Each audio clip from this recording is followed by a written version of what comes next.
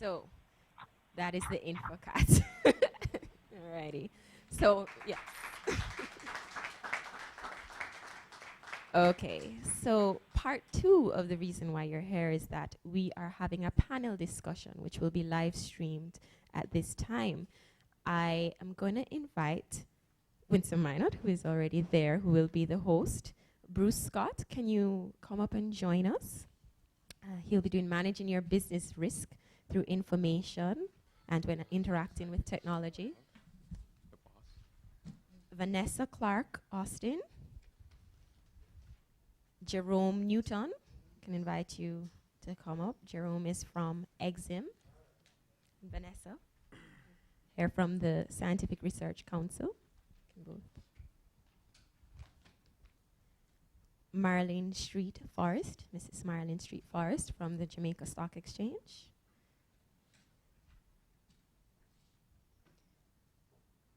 And we have live Robert Johnson, so we can just pull up Robert. Hi, Robert, are you there? Can you hear us?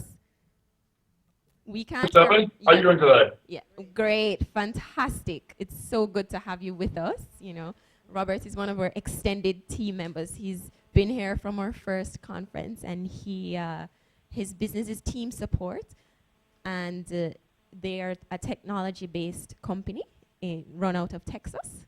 He can tell us a little bit more in his time. So I'm going to turn over the floor to Winsome and Bruce so that they can start the round table.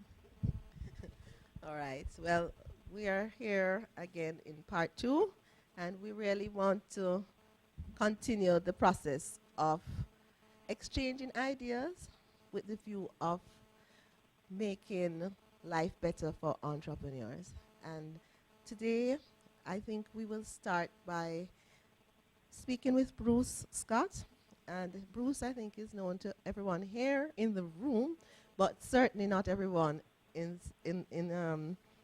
that is watching online. So Bruce Scott is a partner of PricewaterhouseCoopers, and he's one of the, I would say, was the youngest partner named at a certain point in time, right?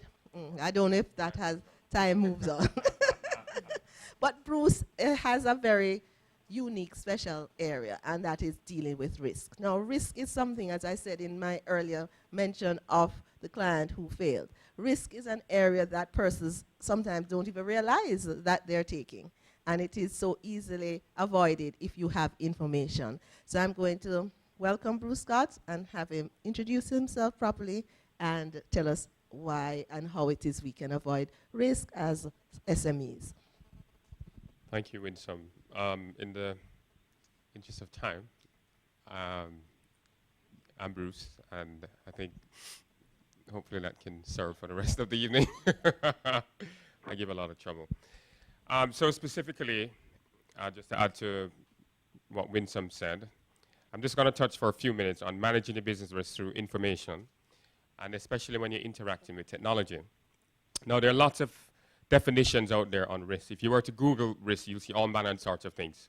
But two of the authoritative definitions that actually sit out there is the COSO ERM integrated framework, big word. But really what it says is whenever you're talking about risk, you have to think about your objectives.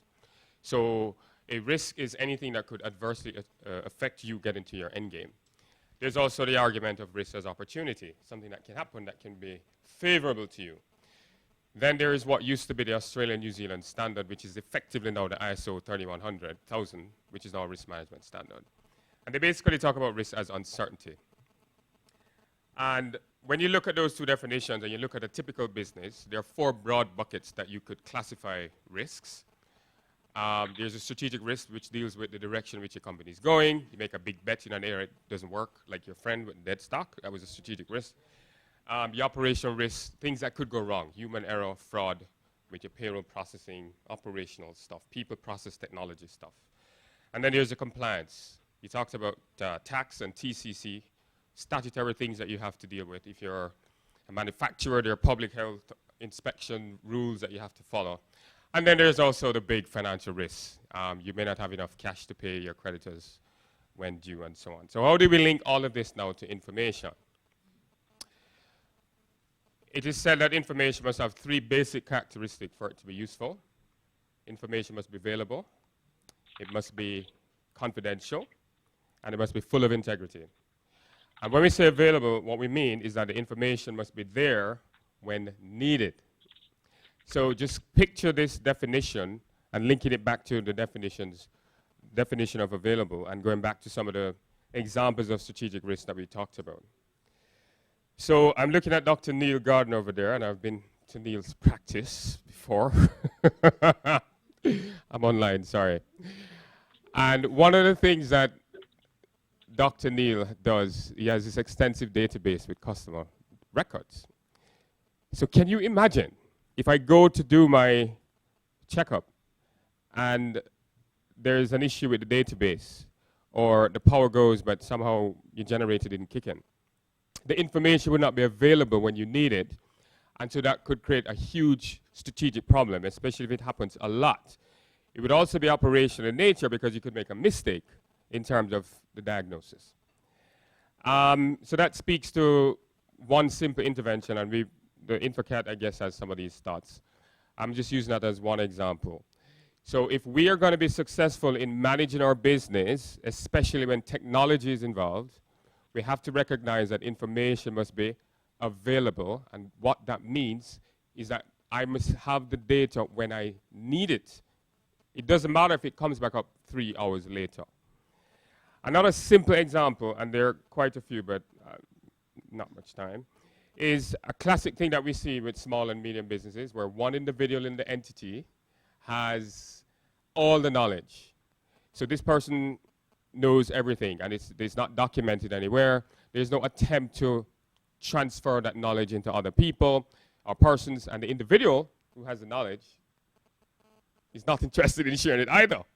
And so as the owner of the business, you have a responsibility to make sure that that knowledge gets spread across the organization. Another quick point on the information. We talked about information being confidential. A pretty easy one there to discuss. Again, using medical example. We need to make sure that only persons who are authorized to see stuff, especially medical records, especially payroll records. One of my clients is in the manufacturing business. We were doing a review, and the client promptly wheeled back one of the staff out and said, no, you need to send a manager to look at our formulation. This is confidential stuff. So you may have information that line around your business and you're probably not thinking about it. It can affect you strategically. One of my clients sent home a staff recently because they were caught selling their data. Industrial espionage. Moving along quickly in the interest of time. And the last one is data or information must be full of integrity. And what that means is that the data must be accurate. And so if you are saying that we're making $10 million a month, and in the last quarter you realize that you're making $15 million losses, you have a problem because you would have probably made big decisions earlier. And that's one of the things I know is kind of topical now around audited results being materially different from the interim results. So in summary, if we are going to do well with managing our business, we have to recognize that information, quality, the qualities, availability, confidentiality, and integrity must be preserved. And in many cases, there are simple interventions that we can use to keep the preservation. If you have a manual system, you can apply a lot of these controls. You can file in cabinets, fireproof. If it's electronic, creates a little bit more of a risk, a little more of a challenge. But whether you're totally manual, partially electronic, or a combination, you must make sure that your information is available when it's needed, confidential, full of integrity, meaning that it's accurate and it gives reliable results. Thank you. Thank you, Bruce.